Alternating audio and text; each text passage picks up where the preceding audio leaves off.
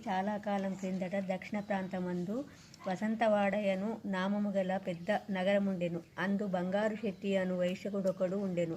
అతని భార్య పేరు తాయారమ్మ. బంగారు శెట్టి పిసినిగొట్టి తనకున్న తామ్ర పిత్రార్జితము సంపదయే లెక్కకు మిక్కుటముగానున్నది. కాని అతడు ఇంకనూ ధనాశ కలవాడై తన వద్దనున్న ధనమును వడ్డీలకిచ్చి మరింత సంపన్నుడయ్యను. కాని ఒకనాడాయనను శ్రీహరిని ధ్యానించుటగాని దానధర్మములు చేయుటగాని ఎరుగడు. అంతేకాక బీద ప్రజలకు వారి ఆస్తులపై వడ్డీలు రుణాలిచ్చి అనుకున్న గడువునకును రుణము తీర్చనందున అప్పుడు సాక్ష్యాలతో వాద్యములు చేసి వారి ఆస్తులపై స్వాధీనం పరుచుకునేవాడు. ఒకనాడు బంగారు శెట్టి గ్రామాంతరము వెళ్ళెను. ఆ రోజు సాయంత్రము ఒక ముసలి బ్రాహ్మణుడు బంగారు శెట్టి భార్యను చూచి, తల్లి, నేను ముసలివాడను, నా గ్రామము చేరవలయునన్న ఇంకను 10 ఆమడలు వెళ్ళవలసి ఉన్నది. ఇప్పుడు చీకటి కాబోతున్నది. ఆకాశంలో మేఘాలు ఉరుముతున్నాయి. చలిగాలికి వణికిపోతున్నాను. మీ ఇంటి వద్ద రాత్రి గడపమని నీకెంతో నా పుణ్యం ఉంటుంది.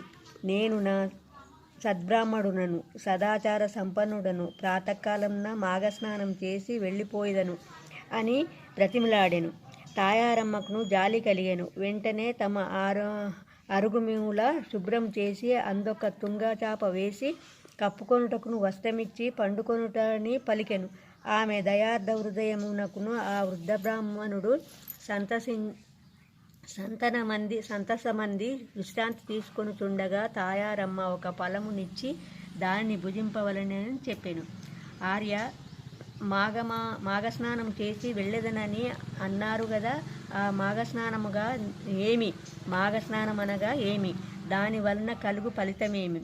సెలవిండు, వినుటకును కుతూహలముగానున్నది అని అడుగగా, నా వృద్ధ బ్రాహ్మణుడు దుప్పటి కప్పుకొని, అమ్మ, మాఘమాసము గురించి చెప్పుట నా శక్యము కాదు. ఈ మాఘమాసంలో నదియందు గాని, తటాకమునందు గాని, లేక నూతియందు గాని సూర్యోదయము అయిన తరువాత సన్నీళ్లు స్నానం చేసి విష్ణుమందిరానికి వెళ్ళి తులసి దళములతోనూ పూలతోనూ పూజ చేసి స్వామివారి ప్రసాదమును స్వీకరింపవలెను. తరువాత మాఘపురాణం పఠించవలెను. ఇట్లు ప్రతిదినమును విడవకుండా 4 రోజులు చేసి ఆఖరున బ్రాహ్మణ సమారాధన దానధర్మములు చేయవలెను. ఇట్లు చేసిన ఎడల మానవునికున్న రౌరవాది నరక విశేషములలో పడవేయు అశేష మహాపాతకములు వెంటనే నశించిపోవును. ఒకవేళ ఈ 4 రోజులు చేయలేని వారు, వృద్ధులు, రోగులు